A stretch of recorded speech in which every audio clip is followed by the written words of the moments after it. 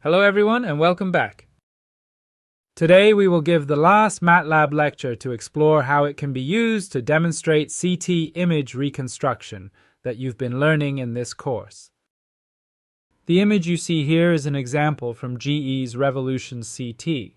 This technology allows us to capture extremely high-resolution images of the human body. In this case, you can see a detailed 3D view of the skull, including the blood vessels, arteries, veins, and even tiny capillaries. If you're curious, the link at the bottom of the slide will take you to the website where this example came from. They have several other fascinating images that show how CT technology is evolving to provide ever sharper and more detailed views inside the human body. These advances are not just technical achievements, they are vital for clinical use, helping doctors diagnose and treat patients with much greater precision. As we go through this lecture, I'll also remind you that all the MatLab code examples we'll be using are available on the LMS. If you'd like to follow along or try them yourself later, you'll find everything there. Let's take a quick look at our course schedule to see where we stand. As you can see, we've been moving steadily through the topics, starting with the basics like introduction, systems, and Fourier series, and then building up to signal processing and MATLAB practice. Currently, we are on track with the section on computed tomography, or CT. This means you already have the mathematical and signal processing foundation, and now we are applying it directly to medical imaging. So yes, we are on schedule, and today's focus on MATLAB and CT fits exactly into the larger flow of the course. Now, before we dive into today's material, just a quick reminder. If you'd like to follow along with the examples, please make sure you have MATLAB installed, along with the Signal Processing Toolbox and the Image Processing Toolbox. These are essential for running the code. If you haven't set this up yet, don't worry, it's simple. Just download the zip file I've posted on LMS, extract all the files, and place them into your MATLAB folder. Once that's done, you'll be ready to run the scripts, either as we go through them in class or later on your own time at home. Alright, with that set up in place, let's move on to the theory of CT. Now let's step into the theory of CT. What I'll give you here is a general overview, much of which should feel like a review from our earlier classes. The basic idea is this: CT uses X-ray projections taken from many different angles around the body. As the X-rays pass through, they are attenuated. That means they are weakened, depending on the different properties of the tissues they pass through. Dense tissues like bone attenuate more, while soft tissues attenuate less. By collecting all these projections from multiple views, we build up enough information to start reconstructing what's inside the body. That's the foundation of computed tomography. So let's look a little closer at the general theory of CT. When X-rays pass through the body, different tissues attenuate the beam in different ways. For example, bone blocks attenuate X-rays much more strongly than muscle or soft tissue. This difference is exactly what gives us useful information. Now the challenge is that each X-ray image we take is really just a 2D projection. You can see that in the picture on the left. If we only had this single projection, we would miss most of the information about what lies behind or to the side of the structures. So what do? We take projections from many different angles, like the images you see in the middle. Each projection adds a different piece of information. Then comes the key step. We solve what's called an inverse problem. Mathematically, this is done using the radon transform and its inverse. By combining all of those projections through the inverse radon transform, we can reconstruct a detailed image of the body's interior. That's what you see on the right, a 3D CT reconstruction where bones and tissues are highlighted in different colors. In this class, to keep things simpler, we will mostly work with 2D imaging cases when applying the radon transform in MATLAB. But remember, the same principle extends to full 3D CT in clinical practice. Now let's talk about the resolution of CT reconstruction. Two key factors determine how sharp or detailed your reconstructed image will be. First, the number of rays or the number of X-rays passing through the object at each angle. This directly affects the radial component of spatial resolution, that is, how finely we can distinguish details along a line from the center outward. Second, the number of views or the number of different angles is often denoted by theta. This controls the circumferential component of resolution, how well we can distinguish details as we go around the circle. On the cartoon CT slice shown here, you can see both components, the radial resolution going outward from the center and the circumferential resolution wrapping around the image. So to summarize, the more rays you use and the more views you collect, the higher the resolution of your reconstruction. On the other hand, using fewer rays or fewer views leads to blurrier images with less detail. Now let's talk about the radon transform. The radon transform is essentially a way to represent X-ray projection data, and the result is something called a cinegram. A cinegram is just an image that shows how the projections vary as we rotate around the object. This representation also tells us something about the characteristics of the sample. For example, objects that are closer to the center of the field of view show up as regions of higher amplitude in the cinegram. Here you can see the mathematical definition of the radon transform. Don't worry about memorizing the equation. What matters is understanding that it describes how the function f of x and y, our object, is projected along different angles, which we denote by theta. On the left, you see the same setup we discussed earlier, with X-rays passing through the object at angle theta. And on the right, you see an example sinogram. Notice the bright wavy line that corresponds to the yellow circular object in the field of view. Because it's closer to the center, its contribution to the cinegram has a higher amplitude, and it traces this curve as the angle changes. So the sinogram is the bridge between the raw projection data we collect and the reconstructed CT image we want to build. So far we've looked at the radon transform. But to actually reconstruct an image, we also need the inverse radon transform. This process relies on something called the Fourier slice theorem. Here's the idea in simpler terms. If we take the one-dimensional Fourier transform of a radon transform projection profile at a specific angle phi, that result is the same as taking the two-dimensional Fourier transform of the object and looking along a line at that same angle phi. That's powerful because it means each projection we acquire gives us a slice or a line through the object's 2D Fourier transform. When we combine all these slices from projections taken at many different angles, we can fill in the complete 2D Fourier transform of the object. And once we have the full 2D Fourier transform, we can simply apply the inverse two-dimensional Fourier transform to reconstruct the original image. The diagram here shows this step by step. Each projection corresponds to one line in Fourier space. Change the angle and you get another line and then another. As we add up all these lines at different angles, the Fourier space is gradually filled. Finally, applying the inverse Fourier transform brings us back to a reconstructed image in real space. The next key idea is back projection, which is the standard method for reconstructing CT slices. Here's how it works. We start with the cinegram, which contains all the projection data. For each projection, we take its information and back project it. That means we spread that projection back across the image space at the angle where it was acquired. Let's look at this cartoon example. Imagine we have a large oval and inside it are two smaller red ovals. If we take a projection from the top down, the sinogram shows two bright spots that correspond to those red ovals. When we back project this data, we get a blurry reconstruction along that one angle. Now let's do the same from a side view. Again, the cinegram shows two high amplitude areas, and when we back project that projection, we get another blurry reconstruction, but this time along the side angle. At this point, we have two back projections. When we combine them, the overlap starts to suggest the locations of the two smaller ovals inside the larger one. Of course, with only two projections, the result is quite rough. In this case, it looks more like two squares. But as we add more and more projections from many different angles, the combined back projections gradually approximate the true shapes. With enough views, the reconstruction recovers the original sample very accurately.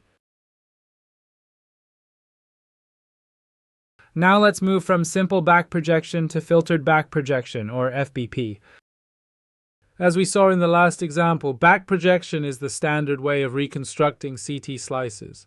We take the sinogram, back project each view, and combine them. But here's the problem. If we simply use unfiltered back projection, the resulting image often looks blurry. That's because the projections overlap in a way that smears out the details. To fix this, we apply a filter in the sinogram space before back projecting. Filtering helps sharpen the edges and preserve the fine details that would otherwise be lost. Look at the images here. In the top row, we have a sinogram and its back projected image. Notice how the back projection produces just a fuzzy, grayish blob with poorly defined boundaries. Now, in the bottom row, the sinogram has first been filtered. After reconstruction, the image is much clearer. You can actually see the circular structure with sharp edges and even a smaller circle inside it, which could represent something like a tumor.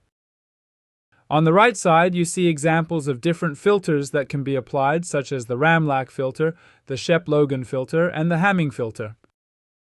Each of these adjusts the frequency content of the sinogram differently, but they all serve the same purpose, to enhance contrast and reduce blurring in the final reconstructed image. So in summary, filtered back projection is one of the most widely used methods in CT because it gives us images that are both accurate and sharp enough for clinical use.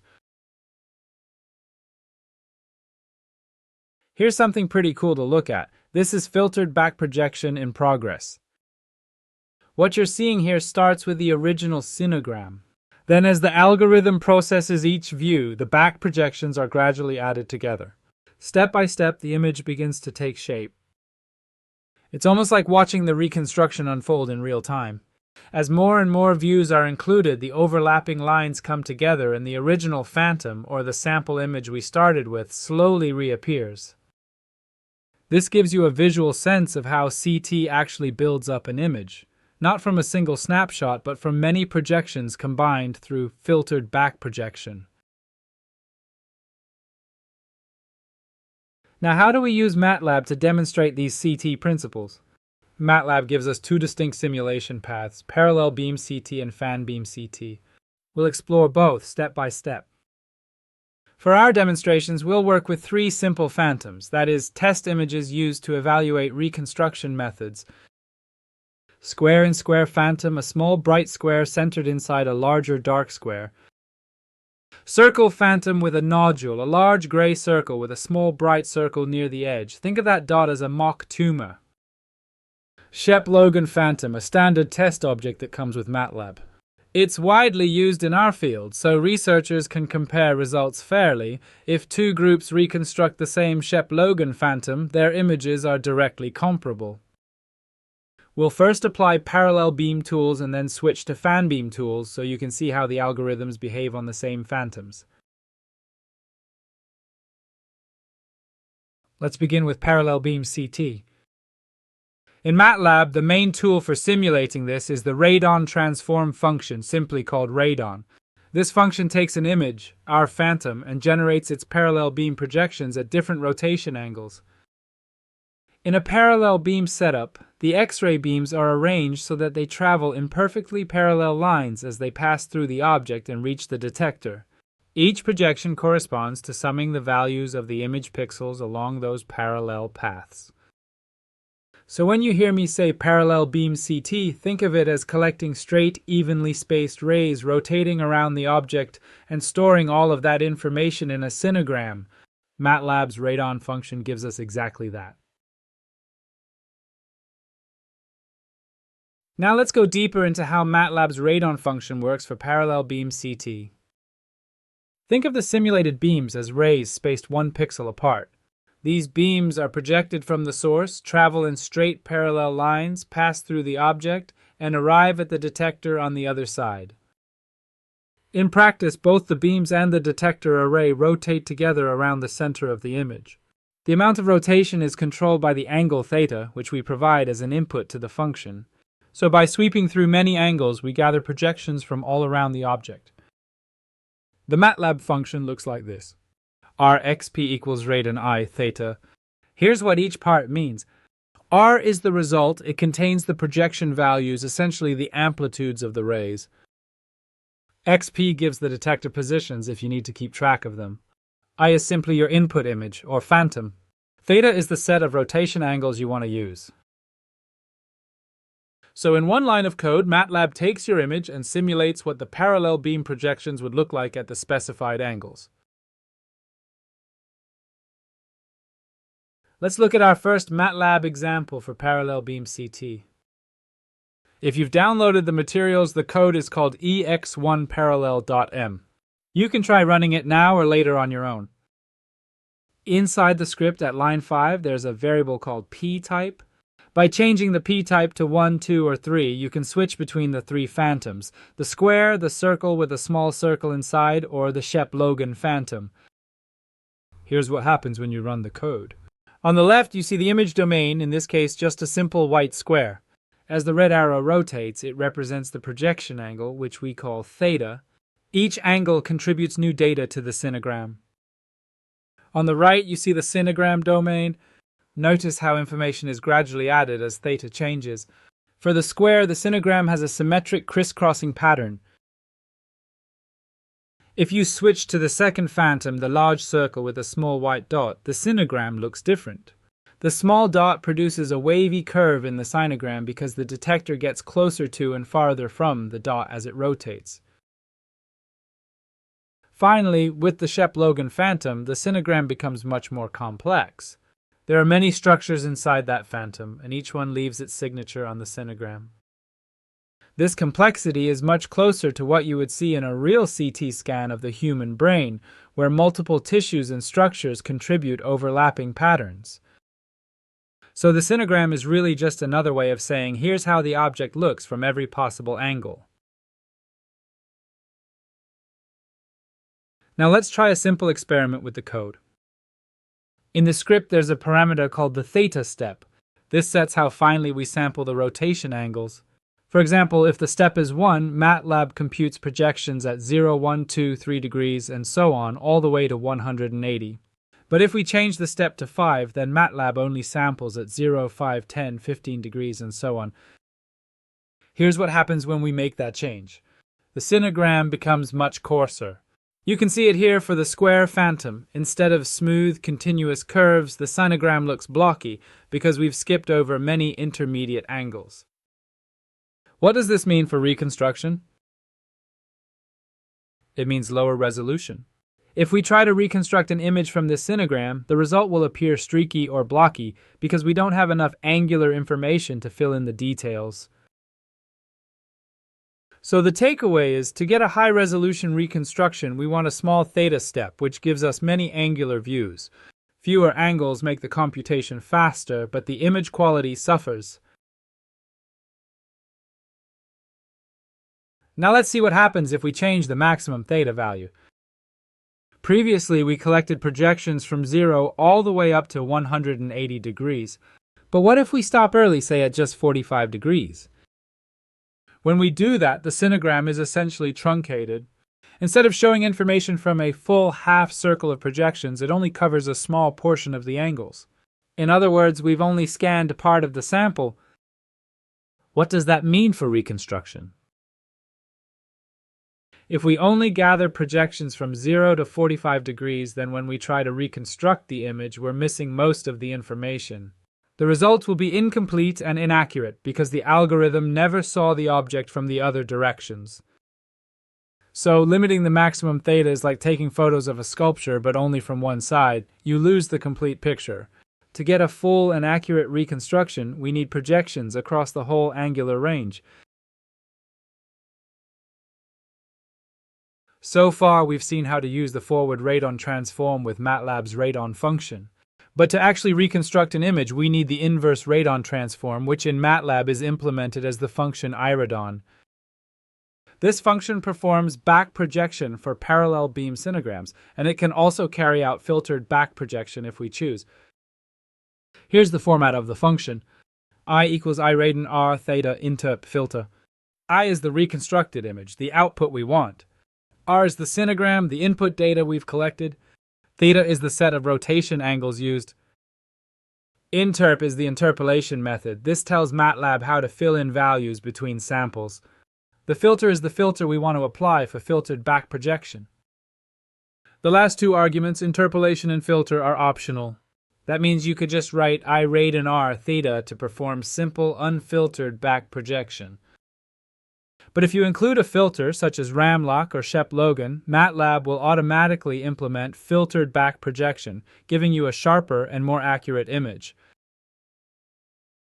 So in short, radon simulates the projections while iridon reconstructs the image from those projections. Together, they form the foundation of CT simulation in MatLab.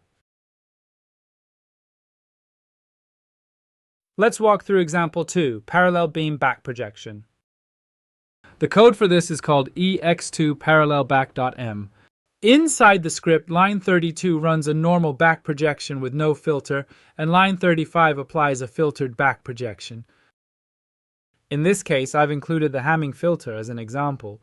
But MatLab also supports other filter types such as Ramlock, Shep-Logan, Cosine, and Han. You can even design your own filter and add it as an input if you want to experiment. Now let's compare the results. On the left, you see the reconstruction of a simple white square using unfiltered back projection. Notice how the image shows streaks in a kind of cross pattern. That's the artifact caused by overlapping unfiltered projections. On the right, you see the result with filtered back projection. The square is much cleaner, with sharper edges and less background noise. The filter removes the smearing and helps reveal the actual structure. If you change the phantom, such as using the Shep-Logan phantom, you may notice that different filters give slightly different results. Some filters are better for enhancing edges, while others help reduce blurriness or noise. This is why in practice the choice of filter depends on what details are most important for your application. So this example shows us the power of filtering. Without it, back projection images can be full of artifacts, but with it, we get reconstructions that are much more useful and accurate. Now let's take a closer look at how changing the maximum theta or the theta step affects reconstruction. By default, our code uses a maximum theta of 180 degrees and a step size of 1 degree. But what happens if we adjust those values? On the left, you see the case where max theta is 180 and the step is 5. Here, we're still covering the full range of angles, but we're sampling them more coarsely. As a result, the back projected image shows more artifacts. Notice the diagonal streaks in the unfiltered image. Filtering helps reduce some of these, but the square edges are still less crisp compared to the default case. On the right, we have max theta reduced to 90 degrees with a step of 1. Now the issue is different. We've cut the angular range in half, so the reconstruction is incomplete. The square looks more rounded at the edges, and you see stronger cross-like artifacts in the background. So here's the key takeaway. Increasing the step size, fewer sampled angles, makes the reconstructions less defined. Reducing the maximum angle, smaller angular coverage, lowers resolution and produces incomplete images. In real CT scanning, both of these parameters matter. More angles mean better images, but also more computation and radiation dose. Fewer angles save time and dose, but reduce quality. Now let's turn to the second type of CT geometry that MatLab can simulate, which is fan beam CT. Unlike parallel beam CT, where all the X-ray beams are perfectly parallel, in fan beam CT, the rays spread out from a single source point, forming a fan shape as they pass through the object. This setup is much closer to how real CT scanners work today, because the source rotates around the patient while the rays diverge outward. As I mentioned in class, fan beam geometry introduces some additional considerations compared to the parallel beam case, but it also gives us more realistic simulations. MatLab provides dedicated functions to handle fan beam CT, which we'll look at in the next slides. Now let's look at MatLab's fan beam function. In this geometry, the X-rays don't travel in parallel lines like before. Instead, they spread out in a fan shape from a single point called the beam vertex. You can see that illustrated here. The source is at the top, and the rays diverge outward, passing through the sample. On the opposite side, we have the detector array that records how much of the X-rays make it through. There's also an important parameter here called D. This is the distance from the fan beam vertex, that is the source position, to the center of rotation of the sample. For something simple like a square phantom, D might just be the length of the diagonal. For a human body, D would be the distance from the source to the center of the patient.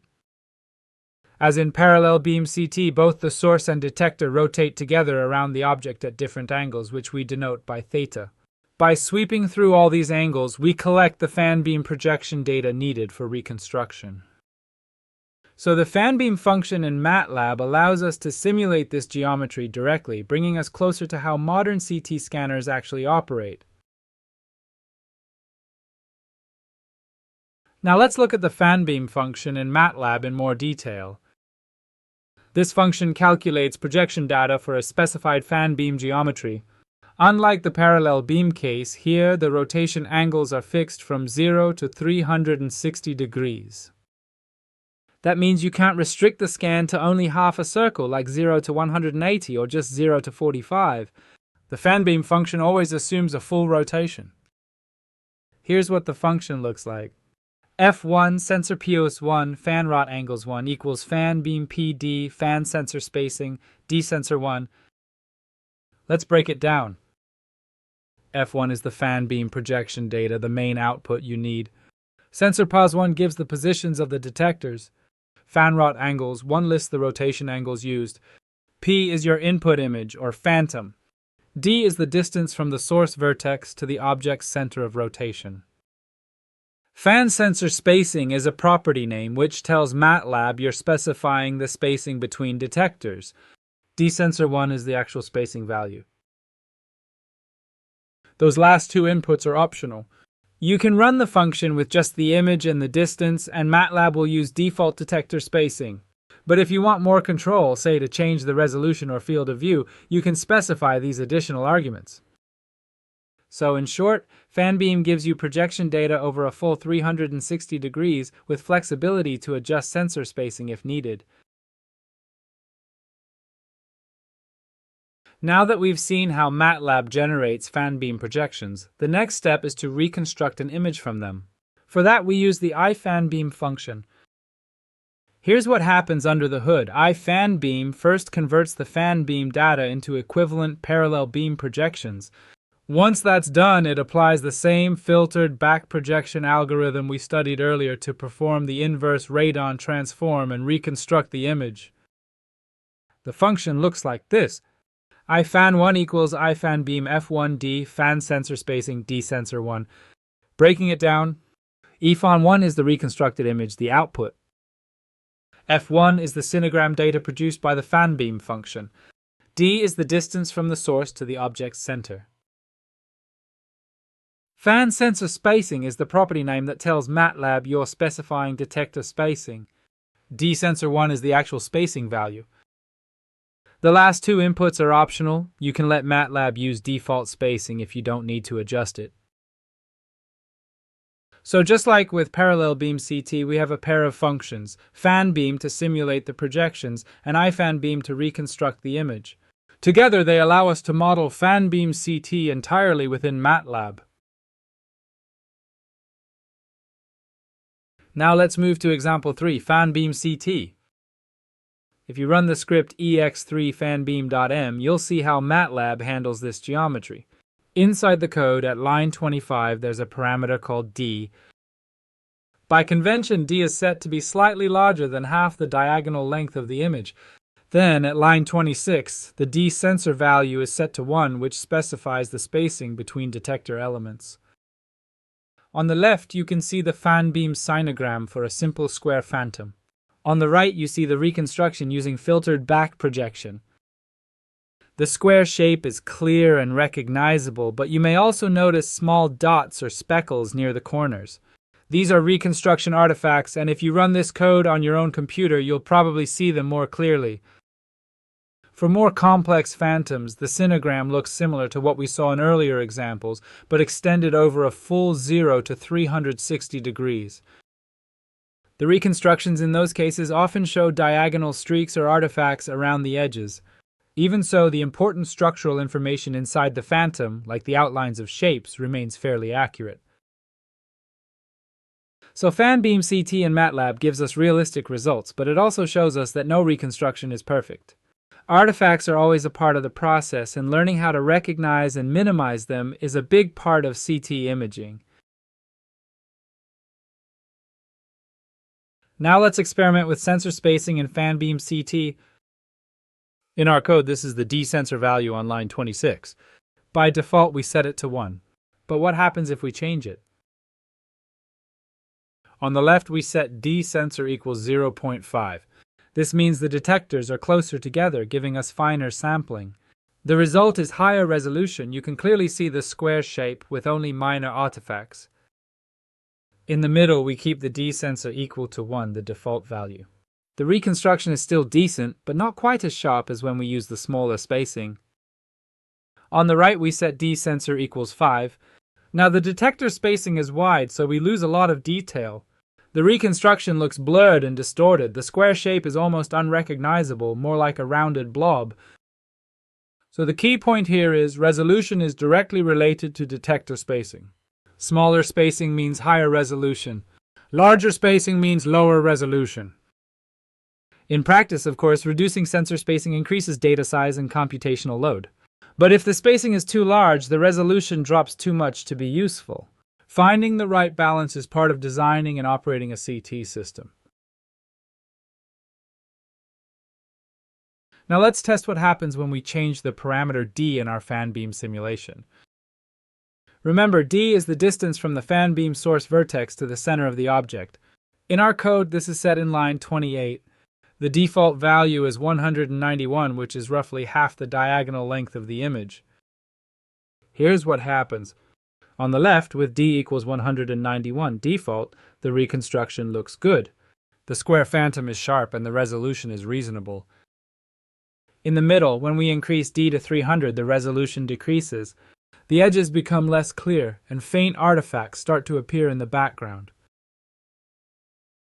On the right, with D equals 500, the resolution drops significantly. The square no longer looks crisp, it appears distorted, and the background shows strong artifacts.